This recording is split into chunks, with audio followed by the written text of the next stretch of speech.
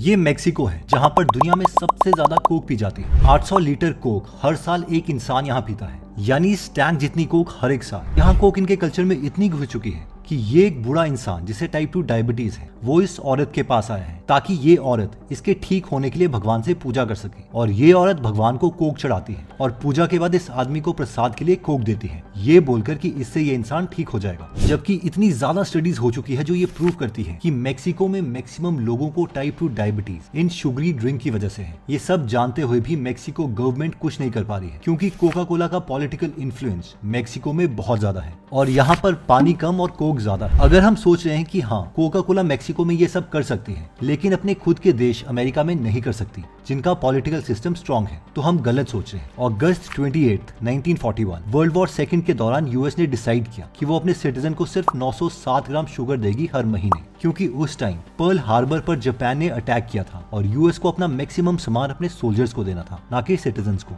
अब इस डिसीजन की वजह से कोका कोला खतरे में आ गई क्योंकि चीनी के बिना कोई कोका कोला नहीं पिएगा। बेन ओइलर्ड जो कि अमेरिकन लॉयर थे, उन्होंने यूएस वॉर डिपार्टमेंट को कन्विंस किया कि इस रैशनिंग लॉ के बावजूद उन्हें शुगर मिलती रहे और कोका कोला को कपड़े और वेपन्स की तरह वॉर एसेंशियल्स की कैटेगरी में डाला जाए। एंड गेस व्हाट, यूएस के सिटीजन्स को तो नहीं लेकिन कोका कोला को शुगर मिलती रही और वॉर में सोल्जर्स को बाकी इंपॉर्टेंट चीजों के साथ कोका कोला मिलना भी स्टार्ट हो गई। इवन यही नहीं, the cost of shipping and cost of building plants of Coca Cola were also paid by US government. Coca Cola ने तो यहाँ तक कह दिया था कि कोका कोला दुनिया में अमेरिकन कल्चर को आगे बढ़ा रही है और पैट्रियोटिज्म और नेशनलिज्म जैसी भावनाओं के साथ उसे जोड़ के देखना चाहिए। पूरी दुनिया में इस वजह से 64 नए प्लांट्स बने जिसकी वजह से 500 करोड़ से भी ज्यादा ड्रिंक्स यूएस आर्मी द्वारा पी गई और वो भी सिर्फ वर्ल्ड वॉर सेकंड के दौरान। इसके अलावा कोका कोला ने यूएस के दुश्मन देश यानी नाजी गवर्नमेंट जर्मनी को भी 1 लाख से ज्यादा कोका कोला दी और बाद में जब यूएस आर्मी ने सभी कंपनीज को सख्त आदेश दे दिए कि जर्मनी के साथ यूएस की कोई भी कंपनी ट्रेड नहीं करेगी, तो इस पर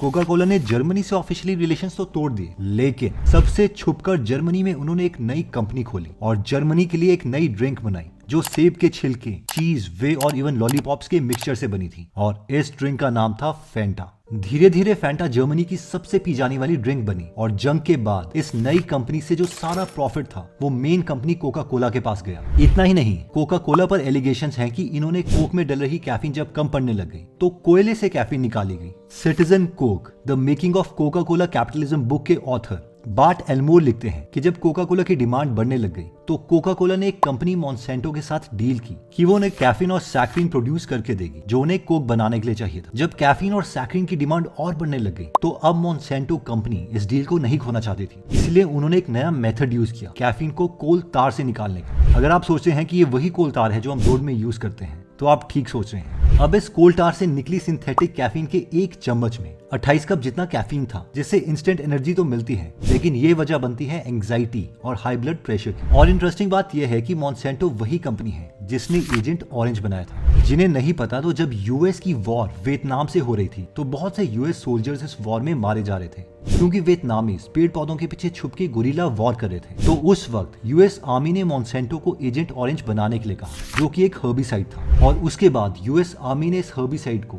अपने एयरप्लेन से वियतनाम में फेंकवा दिया जिससे सारी फसल बर्बाद हो गई और वियतनामीज अब गोरिल्ला वॉर नहीं कर पा रहे थे, जिससे यूएस को फायदा हुआ। बट इसका साइड इफेक्ट ये था कि एयरप्लेन से कुछ एजेंट ऑरेंज वियतनामीज के ऊपर भी गिर गया था जिसकी वजह से इनके डीएनए में चेंजेस आने लग गए और धीरे धीरे 3 लाख से भी ज्यादा लोग अफेक्ट हुए। किसी की आंख नहीं थी, किसी के हाथ नहीं थे और इसका असर आज भी वियतनाम के लोगों में देखा जाता है। पर सवाल ये आता है कि अगर एक कोका कोला की बोतल में ये सारे इंग्रेडिएंट्स हैं, जैसे कि इसमें 40% शुगर है यानी ऑलमोस्ट कोक की आधी बोतल चीनी है जिसकी वजह से ओबेसिटी, टाइप 2 डायबिटीज और हार्ट रिलेटेड बीमारियां होती हैं। कलर के लिए इसमें कैरेमल E150D है जिससे international agency for research on cancer ने एक ऐसा सब्सटेंस बताया है जो ह्यूमन बॉडी में कैंसर का कारण बनता है। इसमें फिनाइलएलानाइन है जिसे अगर ज्यादा अमाउंट में कंज्यूम किया जाए तो सीजर्स और ऑर्गन फेलियर तक ह्यूमन बॉडी में हो सकते हैं। इसमें सोडियम बेंजोएट है जो अगर विटामिन सी से मिलता है तो ये बनता है बेंजीन और बेंजीन वही गैस है जो कि पाई जाती है पेट्रोल, पेस्टिसाइड्स और फैक्ट्री से निकलते हुए धुएं में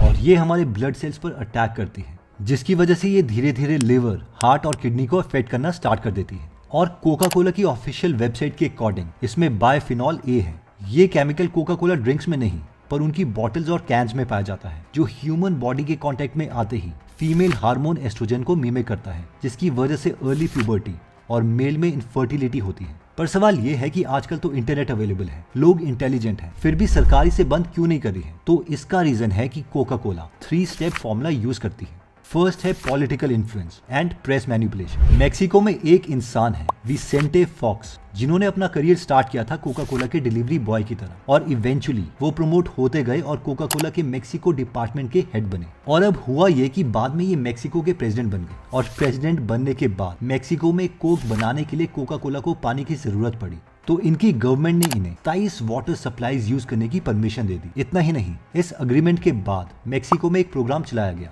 जिसके अकॉर्डिंग अगर कोई कंपनी लैंड लेती है तो उसमें आ रही सारी नदियां, वाटर बॉडीज भी उन्हीं की होगी, जिसकी वजह से कोका कोला के पास ये भी राइट आ गया था कि वो 8 वाटर बॉडीज में अपना कंपनी का सारा कचरा डाल सकती है। इसकी वजह से आज मेक्सिको के चियापस शहर में पानी इतना गंदा हो गया है कि लोग टैप वाटर यूज नहीं करते। इस पानी में बहुत कचरा है और ई कोलाई जैसे बैक्टीरिया पाए जाते हैं, इसलिए लोग वहां पर कोका कोला ही पीना पसंद करते हैं, क्योंकि वहां पर कोका कोला की बॉटल पानी के मुकाबले ज्यादा आसानी से मिल जाती है। जब कोका कोला के ऊपर काफी सारी रिसर्चेस होने लग गई कि इनके ड्रिंक्स पी के लोगों को काफी बीमारियां हो रही हैं, तो इन्होंने GEBN यानी ग्लोबल एनर्जी बैलेंस नेटवर्क को हेविली फंड करना स्टार्ट कर दिया। इस ऑर्गेनाइजेशन का मेन काम था कि वो ओबेसिटी के ऊपर रिसर्च करे और ये प्रूव करे कि ये सारी बीमारियां खाने की वजह से नहीं बल्कि एक्सरसाइज ना करने की वजह से हो रही हैं। फॉर एग्जांपल, ये एक रिसर्च पेपर है, what is causing world wide rise in body weight, जिसमें लिखा है कि लोगों का वेट इसीलिए इंक्रीज हो रहा है क्योंकि वो सुस्त हो रहे हैं और एक्सरसाइज नहीं कर रहे। साथ में हम ये भी देख सकते हैं कि इसमें लिखा है कि इस रिसर्च की main funding Coca Cola company से आई है। इसके अलावा 2002 में दिल्ली में सेंटर साइंस एंड एनवायरनमेंट में जब कोका कोला के ऊपर रिसर्च करी गई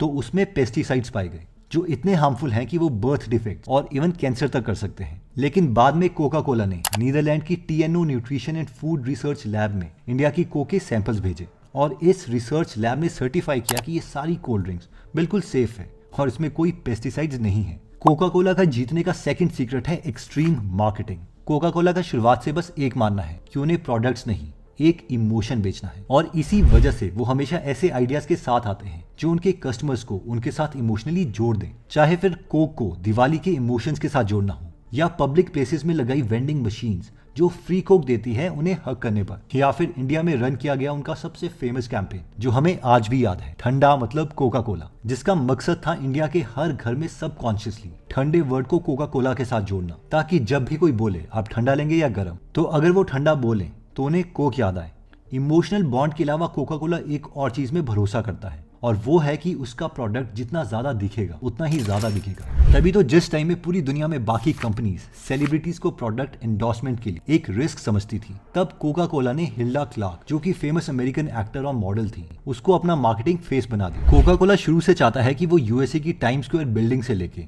गली नुक्कड़ की एक छोटी सी दुकान तक हर जगह दिखे, और इसी की वजह से 1901 में एडवर्टाइजिंग पर 1 लाख यानी आज के रुपए के according 27 crore Indian rupees Coca Cola ने खर्चे, जो कि 1911 तक आते आते $1 मिलियन यानी आजकल के रुपए में 250 करोड़ रुपए बन गए। यानी 10 साल में इनका मार्केटिंग स्पेंड 10 गुना हो गया था, और इसी मार्केटिंग की वजह से 1917 तक American 2 million per day Coca Cola consume कर रहे थे। पर पिछले साल यानी 2022 में कोका कोला का मार्केटिंग बजट बन गया था $4.6 बिलियन, यानी 3 बुर्ज खलीफा जितना पैसा उन्होंने मार्केटिंग में एक साल में ही खर्च कर दिया। इसी मार्केटिंग की वजह से 1980s में आई FDA की हेल्थ गाइडलाइंस पर किसी का ध्यान गया ही नहीं। इस FDA की गाइडलाइंस में बताया गया था कि एक एवरेज ह्यूमन को दिन में 6 टेबलस्पून से ज्यादा चीनी नहीं खानी चाहिए, जबकि कोक में 7 टेबलस्पून शुगर थी, जिससे साफ पता चलता है कि मेक्सिको में इतनी डेथ होने के बावजूद भी मैक्सिकन्स कोक को क्यों नहीं छोड़ पा रहे। फाइनली कोक का मेन हथियार है क्रेडल टू ग्रेव स्ट्रैटेजी, यानी अपने कंज्यूमर को पैदा होते ही कोक की आदत लगवा दो। इसी स्ट्रैटेजी को एग्जीक्यूट करने के लिए कोक 5 साल से कम उम्र के बच्चों को अपना टारगेट बनाता है,